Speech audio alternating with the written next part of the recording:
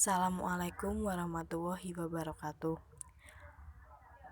Kami dari kelompok 8 akan memaparkan materi yang berjudul Profesi Public Relation. Sebelumnya, perkenalkan terlebih dahulu anggota kelompok kami. Yang pertama, Nelly Murodah, NIM 4117237.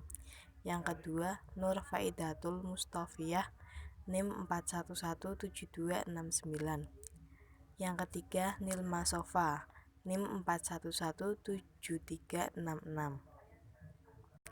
Langsung saja. Yang pertama, profil public relation. Konsep dan praktik public relation semakin dibutuhkan dewasa ini. Maka tidak heran apabila banyak organisasi atau perusahaan yang merancang divisi public relation secara khusus. Jika tidak memiliki divisi atau badan khusus yang menangani public relation, suatu organisasi biasanya menggunakan jasa konsultan. Jenis badan public relation meliputi: yang pertama, public relation yang melembaga. Badan public relation jenis ini berada di dalam suatu institusi organisasi yang tugas kelembagaannya berhubungan dengan struktur organisasi. Yang kedua, lembaga public relation. Lembaga public relation sifatnya independen, berbadan hukum, dan siap memberikan konsultasi hubungan masyarakat pada organisasi maupun perorangan. Untuk selanjutnya, praktik konsultasi. Inti dari profesi public relation adalah proses konsultasi dengan organisasi atau perorangan. Konsultasi adalah pertukaran pikiran untuk mendapatkan kesimpulan, nasihat, dan saran sebaik-baiknya. Sebuah konsultan public relation adalah suatu perusahaan yang bekerja bagi sejumlah klien yang seringkali meliputi sektor-sektor yang berbeda. Meskipun salah satu ciri konsultan public relation modern adalah meningkatkan spesialisasinya pada sektor-sektor tertentu. Hubungan antara klien dengan konsultan biasanya meliputi 3 tahap, yaitu kontak awal, melakukan pertemuan, dan menentukan kontrak. Berikut ini akan dibahas satu persatu mengenai hal tersebut. Yang pertama, kontak awal. Kontak awal antara klien dengan konsultan terjadi secara langsung maupun tidak langsung. Secara langsung, misalnya klien meminta konsultan untuk membantu organisasi memberikan pelatihan dan memberi masukan. Kemudian yang kontak klien secara tidak langsung dapat terjadi misalnya dari membaca tulisan yang dikeluarkan oleh konsultan. Kemudian yang kedua, ketika kontak sudah terjadi, langkah berikutnya adalah mengadakan pertemuan. Pada pertemuan ini pihak konsultan hendaknya memberikan presentasi. Kemudian yang ketiga, menyusun kontrak. Pada dasarnya kontrak memuat komitmen kedua belah pihak dan harapan yang ingin dicapai. Wister mengatakan bahwa kontrak adalah pertukaran harapan secara eksplisit, sebagian dari dialog, bagian dari dokumen tertulis yang menjelaskan hal-hal yang disepakati oleh klien dan konsultan meliputi 3 hal berikut. Yang pertama, apa yang ingin dicapai. Kemudian yang kedua, lama dan biaya yang disepakati. Kemudian yang ketiga, dasar aturan yang digunakan untuk melandasi hubungan kedua belah pihak. Kemudian praktek konsultasi dan kerjasama antara public relation dengan organisasi atau perorangan tidak mungkin jauh dari kendala.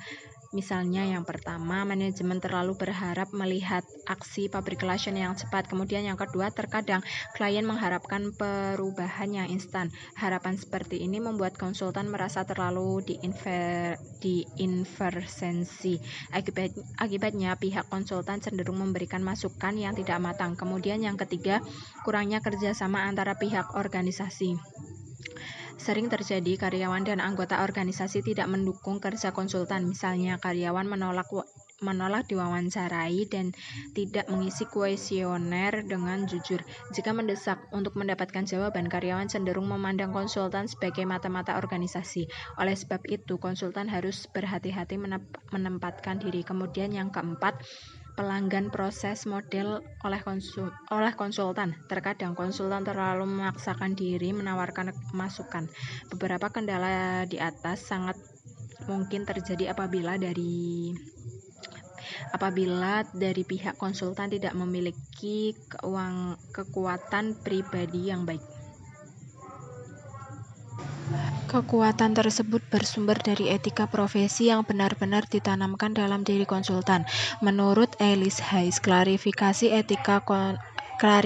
etika untuk konsultan komunikasi meliputi: yang pertama, klasifikasi kemampuan; yang kedua, klasifikasi perilaku terhadap biaya; yang ketiga, klasifikasi pengumpulan informasi; yang keempat, klasifikasi analisis dan prediksi; yang kelima, klasifikasi aktivitas pelatihan; kemudian yang terakhir, klasifikasi perilaku pribadi seseorang konsultan.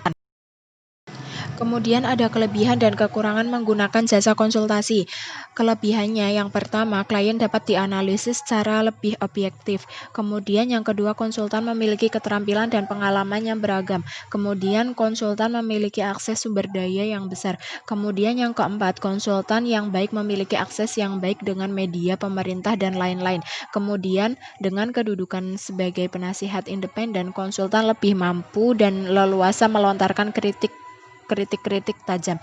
Kemudian yang terakhir, umumnya konsultan memiliki staf spesialis yang benar-benar ahli serta memiliki kedudukan di pusat kota yang dekat dengan kalangan media massa, serta lebih mudah dalam memperoleh berbagai macam pasokan dan jasa pendukungnya.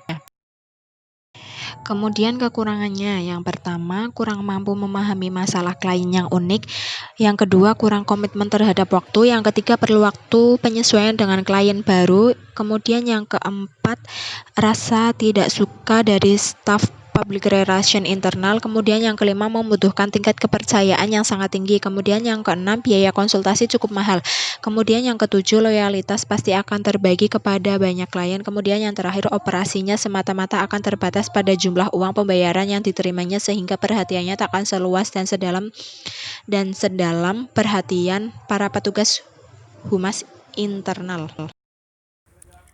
Sekian presentasi dari kelompok 8. Apabila ada kekurangan, mohon dimaafkan. Wassalamualaikum warahmatullahi wabarakatuh.